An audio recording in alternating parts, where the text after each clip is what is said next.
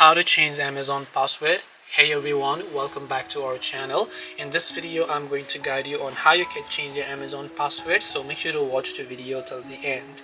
Changing Amazon password is very easy. You want to simply open up the Amazon application over here, and then you will see this type of interface where what you need to do is make sure to log into your account. Then just tap on the U tab that you can find here. Once you tap on the U tab, just go to the option called your account from the very top. Then from here, under account settings, just select login and security. Once you go to login and security, over here you'll be able to see all this information where you can simply look for the option called password, then tap the edit button next to the password.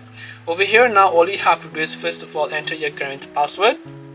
Once you enter your current password, enter the new password, re-enter the new password, then just tap on the save changes button to change your Amazon password. That's all it takes to change the Amazon password. Hope this video was very helpful. If you have got any more questions, queries or doubts, feel free to also leave them down in the comment section. Thank you for watching and see you soon in the next video.